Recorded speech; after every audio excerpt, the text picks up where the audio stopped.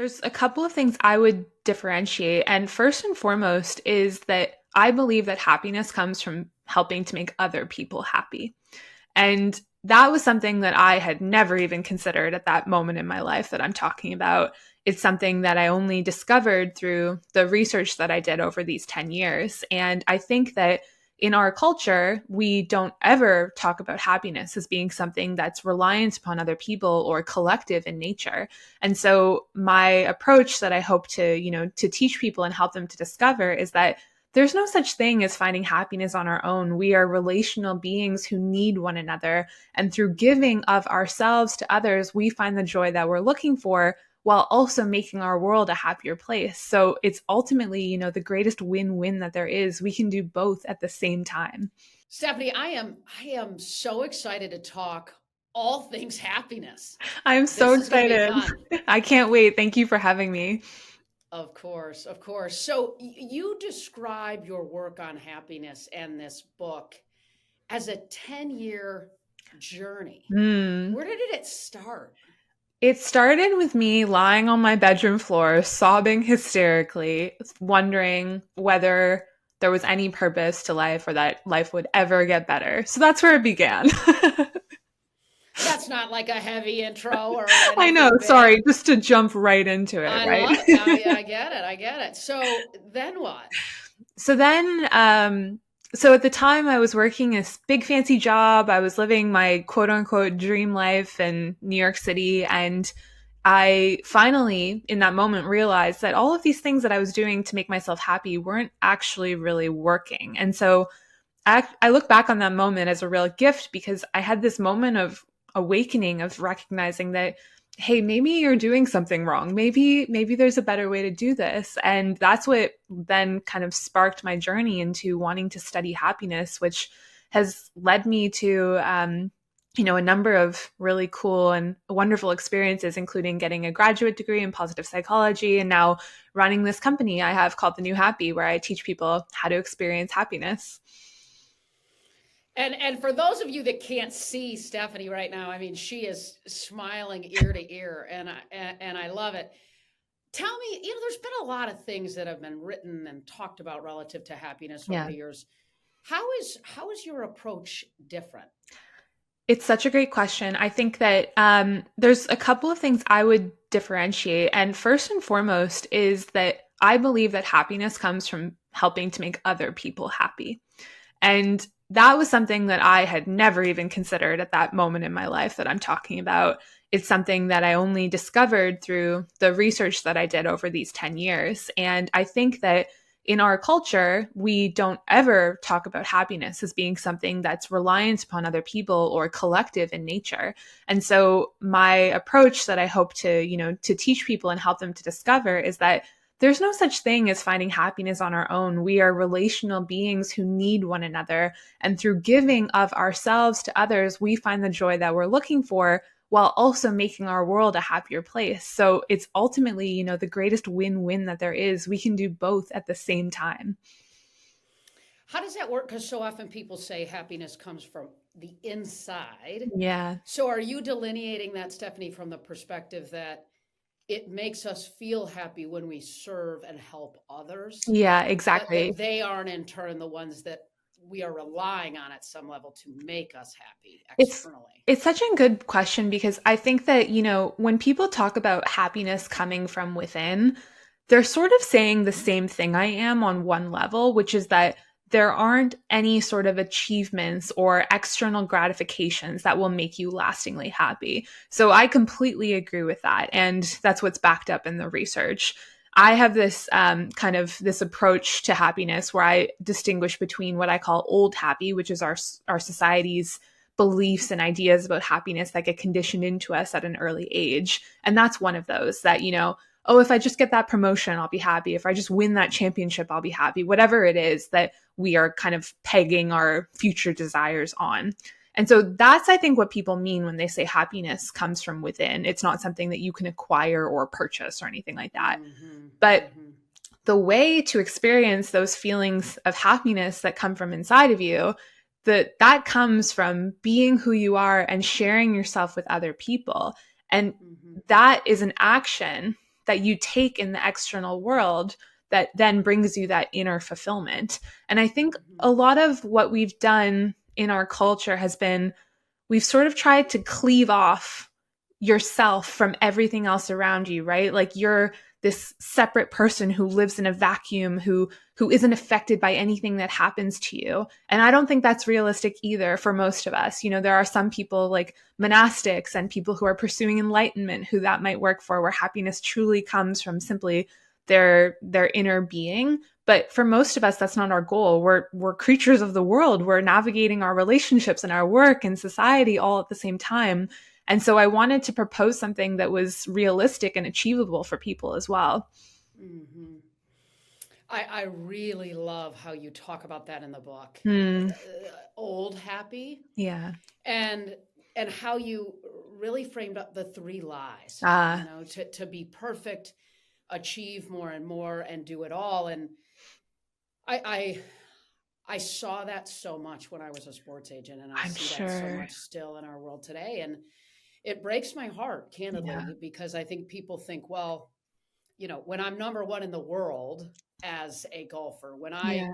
win a Cy Young, when I make Hmm. X, and it doesn't make you happy. So share a bit, if you would, Stephanie, about the three lies. And I just want Yeah. to dig into these. Oh, yeah. I love talking about them too. And it's so interesting, specifically for athletes, because my mom was an Olympian. And so we've talked a lot about how these lies have manifested as for athletes and how it's almost like they become exaggerated even further. So I'm so keen to hear your perspective on it. But basically, my old happy teaches us that one, you're not good enough as you are. You always have to change something about yourself. You're lacking in some way. You're not worthy. The second thing it teaches you is that you have to achieve all of these goals. And those goals that are set for us by society can depend a lot on, your family and your specific culture that you've grown up with and your parents and your education and all of those different factors. But regardless of what they are, there's this set roadmap that you have to follow. And once you achieve those goals, then you will be happy at the end. And then the third lie is that you're separate from all other people and you have to do everything all by yourself. You can never lean on anybody else. You can never ask for help. You can never struggle. You can never suffer because that would mean that you're not worthy of happiness. And it kind of comes back all around at the end. So those are the three lies that I argue are making us miserable and that we have to unwind in order to be able to truly experience happiness. Mm-hmm. And so, what should we do instead? We should accept ourselves as we are, recognizing Mm-hmm. that you are an amazing person with so many wonderful qualities, so many beautiful strengths and perspectives that are utterly unique and talents that nobody else has.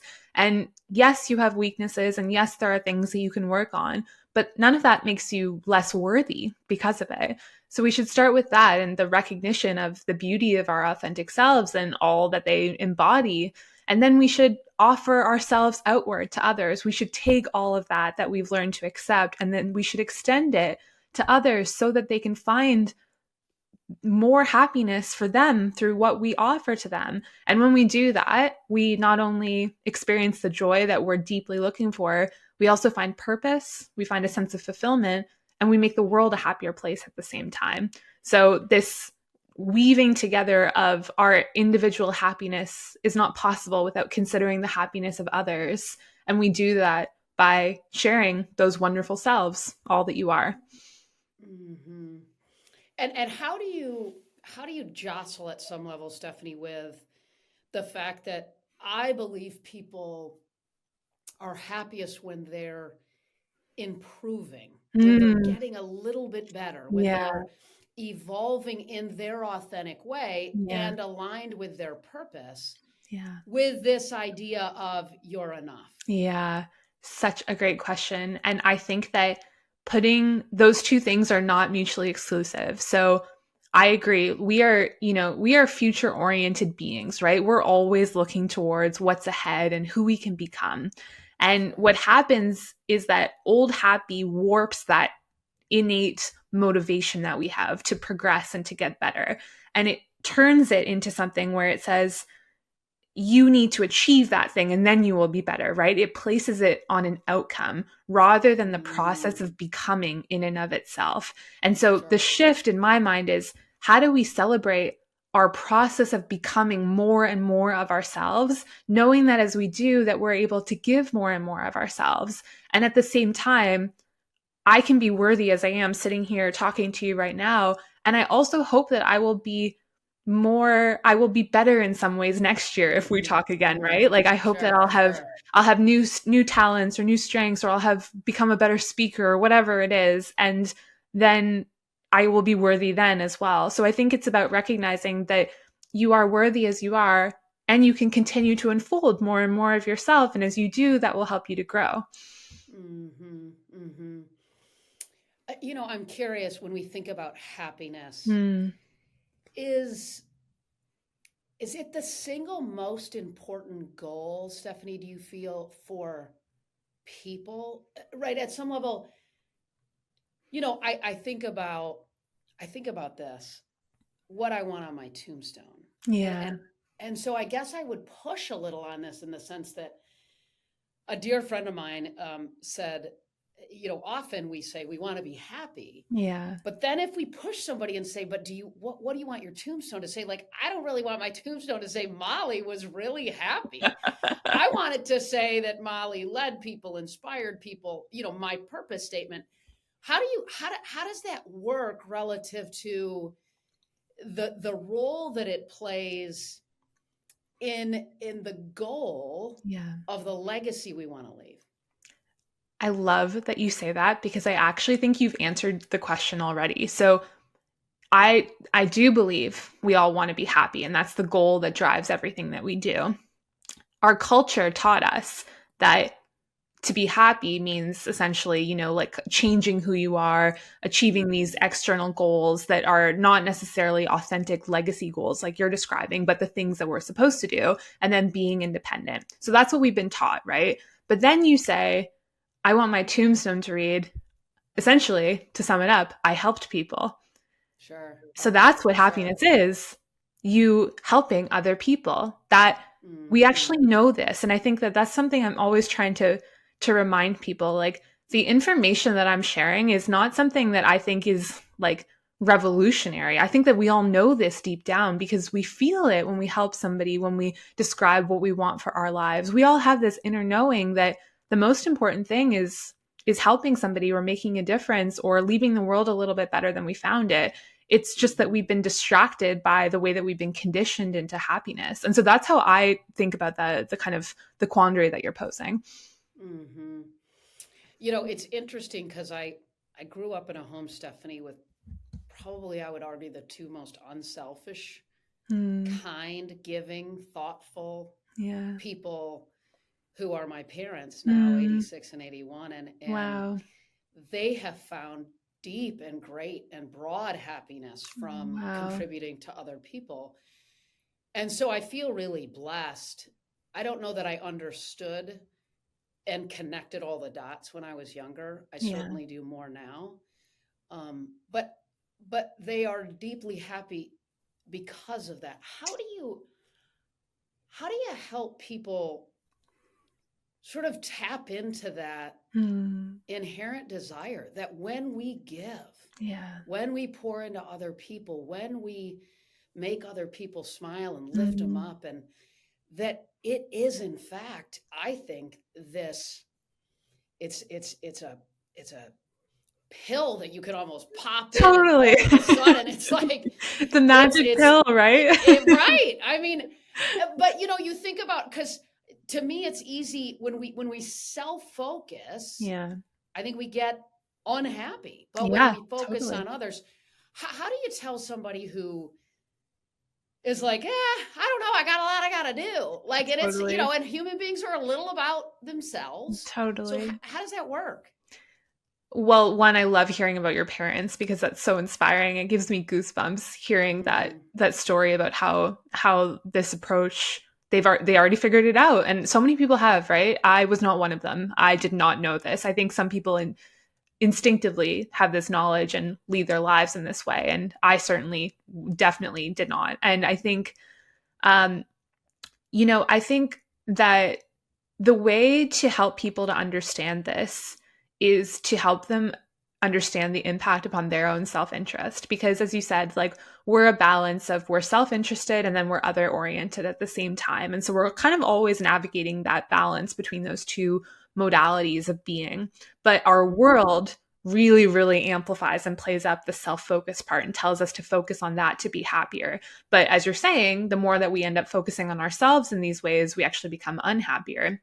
And so, Right. what I always want people to do is go out and test it for yourself. Like, go help somebody and see how Totally. it feels to you. And if you feel a little bit better or a little bit more hopeful, then you've just given yourself some data that will help you to understand that the next time that you're feeling a little low or you're struggling, here's something that you can do that will actually help you. And it's through having those experiences where you see how it benefits you that it can become a part of your intrinsic motivation to want to keep doing that.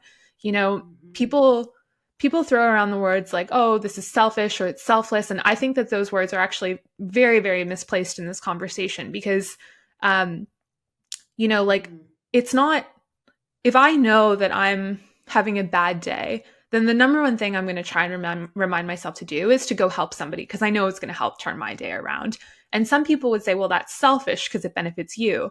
But that's not the case at all. It's something that benefits me and the other. And it's not actually about the self, it's about all of us. And so Right. starting to tap into that sense of like, this is good for me and good for others, and that both of those things can be true at the same time, it creates this desire to continue doing it over and over again. Yeah. What obviously our environments play a role I'm in listening. I'm sorry. hello? It's okay. Do you hear that, Stephanie? Yeah, sorry. I think my computer thought you said Siri and it started talking to How Siri. funny. It's okay. My guys can edit that out. That's So hilarious. sorry. I was like, wait, does she have a publicist on? Which is fine. No, no, just my That's computer hilarious. voice. It's totally cool. That's a riot. I love it. It's all good. Where was I? I was You were talking saying about our environments matter a lot. right, right. So I would imagine our environments at some level dispose. That's a. I'll start over here. I would imagine our environments at some level lay a bit of a foundation Yeah. for the way we enter into this Mm, space, the way we have to unwind old happy, how yeah. much of it we have to unwind. What what was it about your world at some level, Stephanie, that maybe was misaligned that Mm, then you have now realigned? And how do other people recognize, huh, that's sort of the gap for me? yeah. And how do I recreate an environment that will in fact make me happier? And of course, as you said, others too. Yeah. I think that, I grew up in a culture that was very achievement oriented. It was something where I felt as though I had to continue to strive to do more and more. I felt a great pressure to be perfect. I think, growing up um, in kind of the media and the cultural environment that I did of, you need to look a certain way, you need to do these things, like feeling this pressure that I then internalized. And above all, I think that I felt that the best way to achieve those goals was to be mean to myself, to be cruel, to beat myself up. And Mm, I think that the feeling was always like happiness is just around the corner. It's just out of reach. You just have to do a little bit more and you have to, like, like look a little bit better in some way or whatever it is, right? This list hmm. of Hmm. conditions. And um I think that for the first step for me was learning to actually notice that, because it's almost like, it's invisible in so many ways. We don't really pick Hmm. up on these influences because they're Sure. so a part of us. And so starting to realize, well, hey, just because that I believe that doesn't mean it's true. It doesn't mean that I have Hmm. to live my life in accordance with that. And starting to look for workplaces and relationships and situations that made me feel like I was okay being who I was and that I didn't have to prove how wonderful or perfect I was in any moment, through what I Hmm. achieved. And I think that, for anyone who's sort of starting on this journey, thinking about how you can start to extend that level of self-acceptance to yourself is a really beautiful place to start, because once you honor who you are and figure out what is serving you and your well-being, that's when you can start to become more expansive and share more of yourself with others as well. And I do believe that for so many of us have been conditioned into this broader culture, and so it's also, taking a step back the way that we do sometimes and thinking, oh, like, well, the media really did a terrible job about talking about women's bodies in the 2000s. Like, we need to be more mindful of that in the future, right? Sure. Like, things like that where we can start to call Yeah. attention to it is really important. Mm-hmm. Mm-hmm. Yeah, I was at a keynote the other day, and it was interesting. I said to a woman who was asking about balance and Mm, alignment as sort of how I view balance truly, but nonetheless, I said, be gentle on yourself, right? oh, To your yeah. point, I mean, because we can be very hard on ourselves, and we need to be gentle. Yeah. And like, especially in a world that's really hard on us already, like we need Right. a safe Totally. harbor within us of that gentleness that we can Yeah. retreat to, right? Sure, sure. I want to rewind the tape a little bit because you touched on sort of that moment, right? Mm, Curled up in tears. And you talk about it in the book, yeah. Stephanie, panic attacks, Mm, right? Stress induced autoimmune disease. yeah.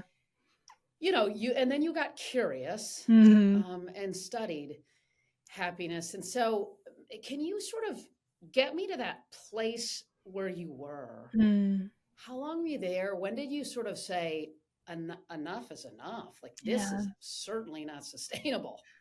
It's funny, isn't it? Like, I don't know if you've ever had this experience, but I always am sort of amazed at how we can be unhappy for a really long time without even acknowledging it. Like we can be caught in a pattern that isn't serving us, and suddenly you wake up or like jolt awake in some way and you go, wow, like I don't know how I got here, right? Like, and I think that for me, it was probably a few years of experiencing that level of, not to that extreme, but a general level of unhappiness, and sort of just accepting that Mm, as the norm in many ways. I I think that deep down I probably didn't believe that I deserved to be happy, or that I had any sort of positive um mm, like impact I could make upon the world. Like, I think there was some deep-seated beliefs about that really come from that sense of worthiness.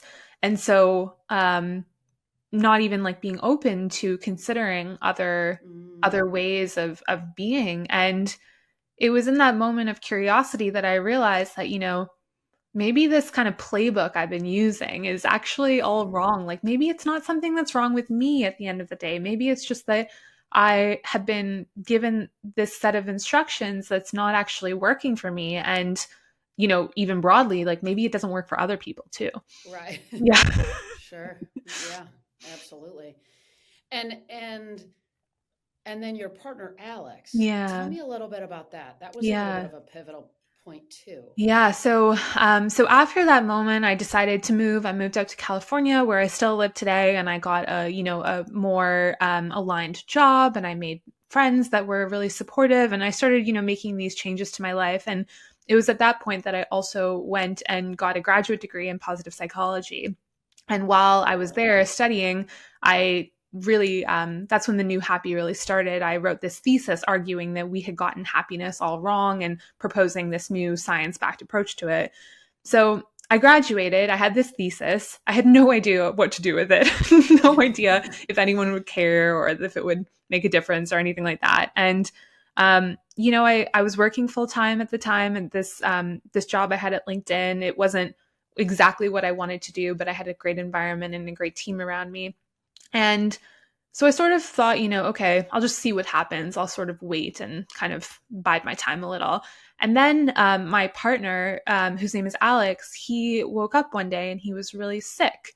And we didn't know what was going on. We thought it was a sinus infection. We thought it was the flu. And we started going to all of these doctors, and none of them could do anything. None of them knew what was going on. And they ran hundreds of tests and sent us to, multiple specialists. And we're kind of traveling around the state of California, desperately trying to find an answer to why this incredibly healthy young man is suddenly, you know, unable to walk. And then suddenly bedbound and suddenly unable to turn the lights on in that bed. And, continuing as he continued to decline, and we had no idea what was going on, I was, given this opportunity in a way to take these ideas that I had developed in my academic studies and actually test them in my own life and see how they worked. And what amazed me was that, I, despite having everything in my life essentially, falling apart in many ways, and this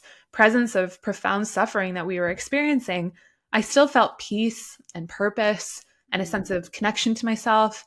And I felt all of these things that were missing from my past life in New York, where I had everything that anyone could ever want, and yet I was miserable.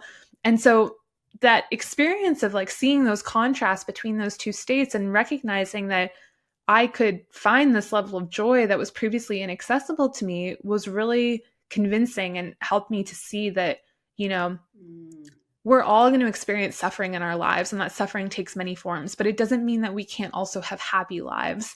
And so that was what really inspired me to want to start sharing that work with people, because as much as we can acknowledge that suffering is inevitable, we can make joy inevitable too. We just have to know how to do it. Mm-hmm. How is Alex now?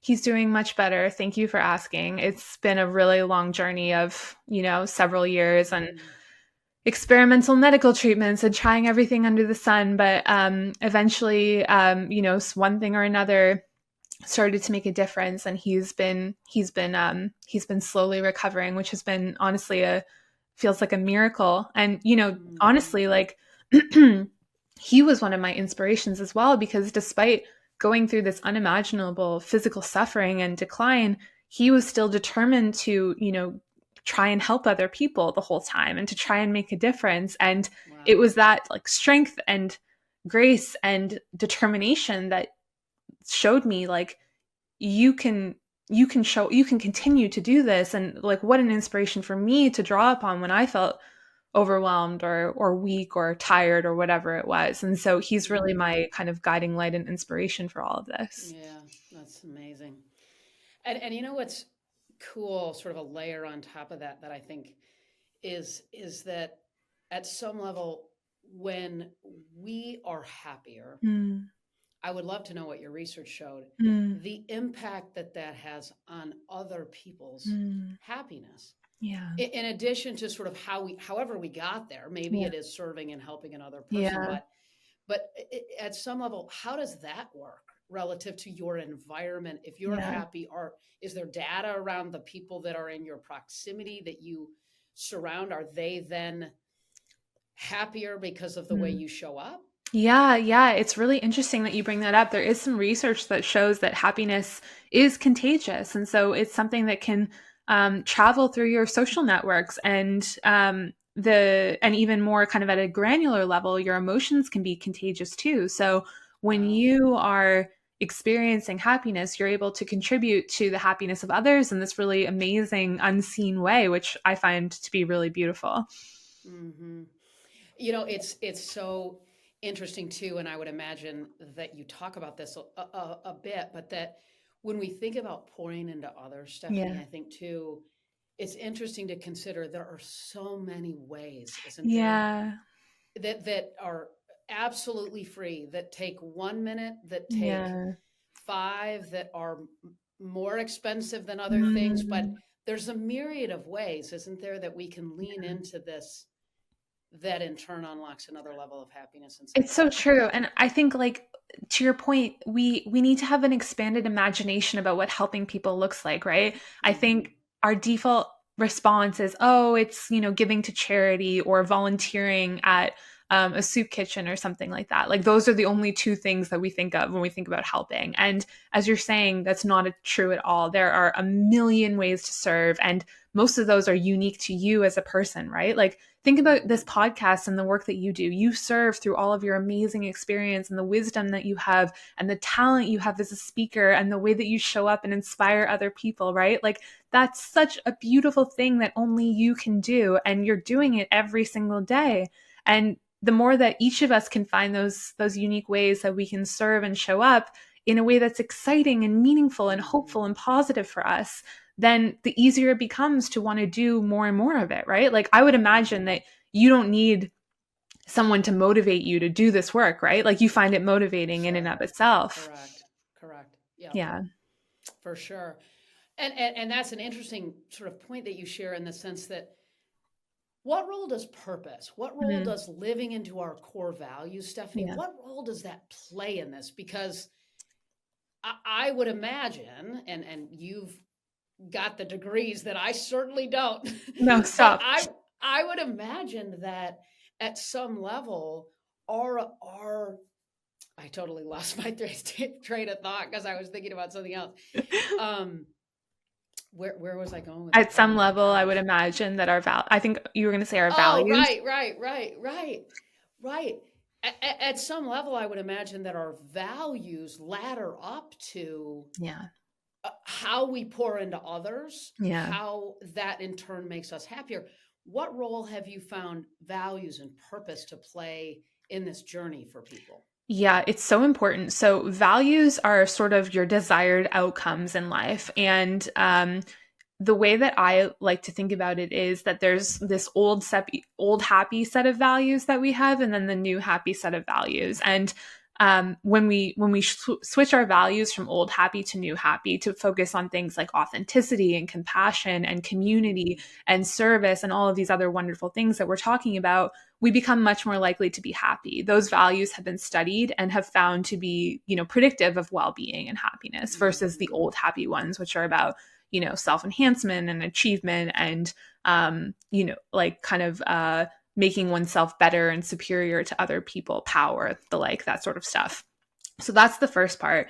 And then when we think about a purpose, I think that we sort of get purpose wrong when we talk about it a lot of the time, because a purpose is just an aim, an overarching aim to help other people in one way or another. So if you think about it like this, like a purpose is this broad idea at the top of helping others, and then there are, as we were talking about, like a million different pathways and ladders that you can take to reach that purpose. So there's no way to find a purpose in life that's about you. It's just not possible. It has to be about other people. And so Well, by Stephanie, I just have to dig it because yes, what you're saying, I love, but you're saying it in a very matter of fact way. And I think which I totally agree with, but I think at some level, some people might be going, wait. Why does my purpose have to be about others? back But up, you're right. back up. The data shows that when people pull back and identify their purpose, Yeah, it's about something that they're doing for other people. yeah, What did your research show you about that? Because yeah. I had to hit the pause button on that because that was some meaty stuff that I want to make sure that I'm is so glad is you is did. coming through. So I'm so true. glad. I'm so glad you did. But this is the core of the problem, right? We ask ourselves, "What's my purpose?" and thinking about our own satisfaction first and foremost. But this purpose, when researchers identify what a purpose is, it's other oriented. It's about what you offer to others, and that Mm-hmm. can take, as we said, a million forms. Like your purpose, let's say, could be to protect the environment, and you've decided that the way that you're going to fulfill that purpose is through becoming a climate scientist, for example. Okay, so that's like Mm-hmm. one path that you could take to do that. But the climate scientist role, at the end of the day, why are you doing it? You're doing it to help the planet. You're not doing it specifically for your own needs. It ends up fulfilling your own needs, though. That's the kind of funny part. Like, you actually have to kind of Mm-hmm. backwards into this a little bit and figure out, okay, so if I have one aim for my life, one unifying purpose that I would like to strive towards, what will it be? And then thinking about, okay, is that using my strengths? Does that use my talents? Does that tap into my core values, as we're talking about? That's what will bring you the fulfillment that you're looking for. But you can't find your purpose by, thinking about how it's going to satisfy your needs. And that's why people are stuck. That's why people are going around asking, oh, I have no purpose in life. I feel like I can't find it. It's because they're asking the wrong question. And I think that if we can make that little shift, we'll be able to unlock a lot of people's potential and power.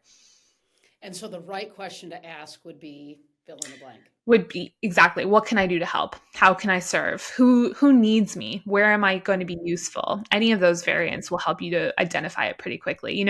one tip I always give people, if you want to find a purpose, the fastest way to do it is to ask yourself, what's a problem that really pisses me off in the world? Yeah, sure. Right. What makes me mad? What do I see and just think, Breaks my God, heart. I Yeah, hate what that. breaks my heart? Exactly, that devastates me. I'm so Mm-hmm. upset seeing this. Okay, cool. You just found your purpose. Now just go figure out what you can offer uniquely to contribute to that. Yeah, I heard somebody say, at some level, it's what are you uniquely positioned to solve and Mm, serve love that. in the world? Because I think we all are uniquely positioned Yeah. to do and serve in the world.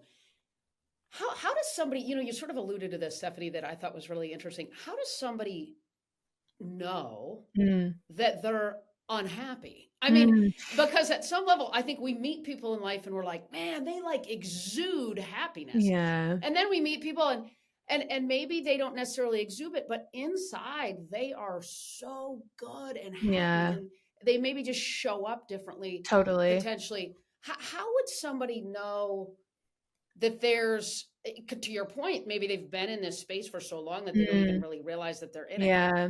How do they know it, and then what do they do to make a shift to recognizing it Mm. and then leaning into a better, happier life?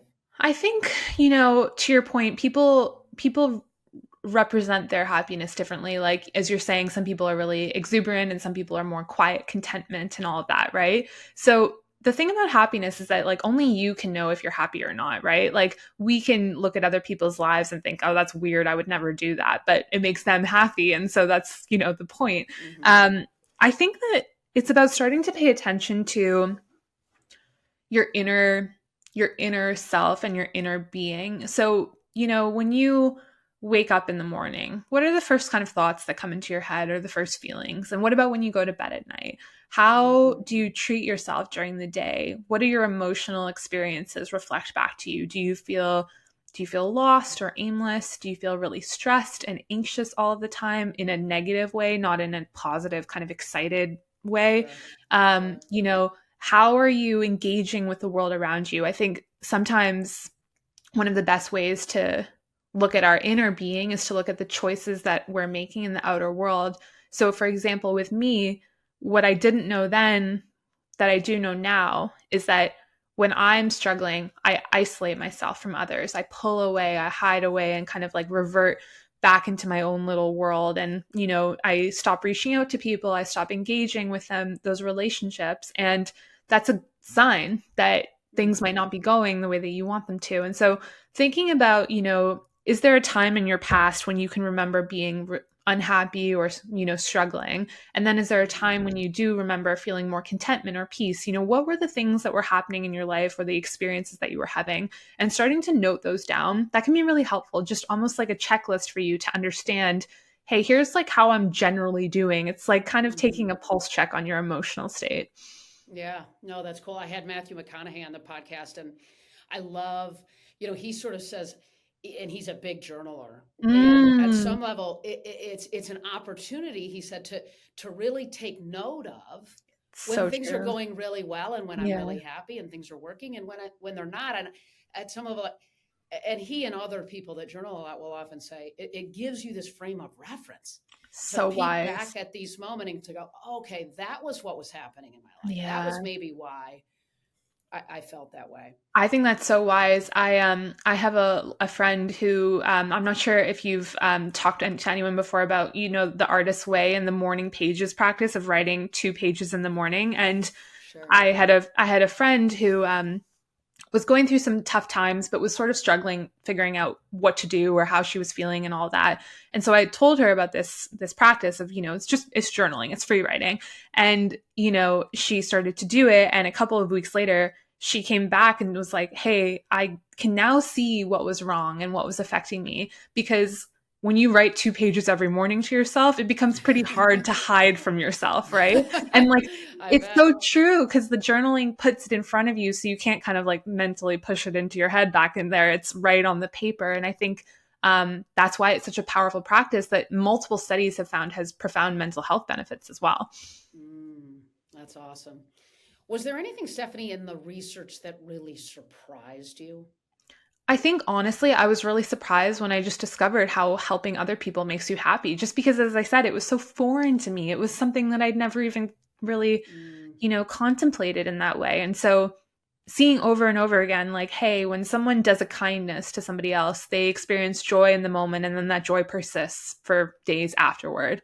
Or being more altruistic as a person ends up leading to greater life satisfaction. Like starting mhm, to have those pile up and see that all of the beauty and the joy and the fulfillment and the contentment that I was looking for, it's available. I was just looking in the wrong place. And I mhm, found that really comforting because like once you start to accept and embrace that, then you can sort of look back on the old things that you were doing and realize that there was nothing wrong with you. You were just like digging for gold in the wrong spot. You just didn't have the right map, and the gold still exists. And to me, I find that to be a really beautiful thing that gives me a lot of comfort because we all want to be happy, right? Like we all want this, and it's possible. mhm, We just have to make sure we mhm. have the right map, so to speak. Yeah, no question. And talk about the new, I mean, so you go through all this, and this is what Yeah. is incredible. New Happy as a company. Yeah. So cool. Thank you. Yeah, so I started, and really in the height of Alex's illness, I thought I had quit my job. I was working at Thrive and I was going to be his full-time caregiver. And I thought, okay, in the kind of space around the things I need to do for him, I'll start to work a little bit on, building this offering for people to teach them what I've learned and how it might help them. And so I started I had a newsletter that had been going, and then I started to make artwork that communicated these ideas to people. And um, it's very, simplistic artwork that tries to represent a lot of these ideas through really simple shapes and colors and all of that. And to my, complete surprise, people really, really resonated with them and started to connect with them and share them. And so, the new Happy has become a platform that reaches, we have a following of 1.5 million people Unbelievable. who I teach happiness to. And I do everything for free because I think happiness should be a human right. It's something everyone deserves access to. So I provide this artwork and a newsletter and a podcast and articles and special tools that we design, as well as a host of community experiences and things like that, to help people who want to be happier and who also want to Mm, create this movement for a happier world. And so, it's really been such an incredible journey because out of this, experience of a lot of suffering, I have found this incredible community of people who are passionate and excited about these ideas. And it's been such a joy to build that and to kind of to support them throughout the last few years.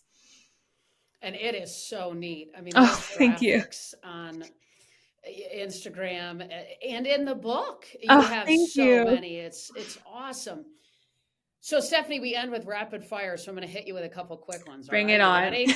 Buckle up. Buckle up. This is going Can't to make wait. you happy. Favorite book on happiness besides The New Happy?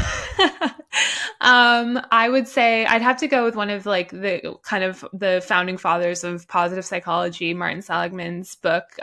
He wrote an amazing book called Flourish, which was what got me started on my own journey. So I would have to thank him for that. Wow, I love it. What makes you the happiest? What brings you the greatest happiness? Helping others. Hmm. Anything specific? I love um I love helping to I love helping people to see things in a new way. Mm, I think hmm. through the artwork or through any other form of communication, giving people a new perspective and providing some information that gives them a tool. I would say I find the most fulfillment in terms of giving people things that are practical and actually make a difference and can be used in their daily lives. Yeah, wow, for sure. And you're doing it, girl. You're doing it. Thank you. When you feel stressed in life, what do Mm. you do? I put my hands on my heart and I say, it's okay that you feel stressed right now. Mm. And then what happens? And then I usually calm down. It's pretty great. Good. I usually feel, if not right away, then in a couple of minutes, and Hmm. I don't end up turning it into a stress spiral like I used Right. to, where it takes over Right. my whole day. Yeah. So acknowledging it at some level Yeah, and sort of exactly. breathing through it. I Yeah. love it. What in the last year maybe has been a new habit, Stephanie, that Hmm. you've deployed in your life that's really improved your life? I would say doing more intentional stretching, as small as that is, like doing kind of yoga stretches and things like that to help with my posture and with, general flexibility and stuff. That has been really helpful. And as somebody who used to be like really into high intensity exercise, it's been really nice to have a more gentle form of movement in my Mm. life. Girl, you're speaking my language. I mean, when I was a student athlete at Michigan State, it was like, you just getting yelled at and grinded all the time. And then when my husband goes to these workout classes where they're just yelling at you, these teachers, Totally. and I'm like, dude, I did that, right? I'm going to I'm done. Vinyasa flow. I'm going to Totally. Pilates. Yeah, Totally. no kidding. I love it. I love it. So the show's called Game Changer. So one last question. Who or what is a game changer who inspires you and why?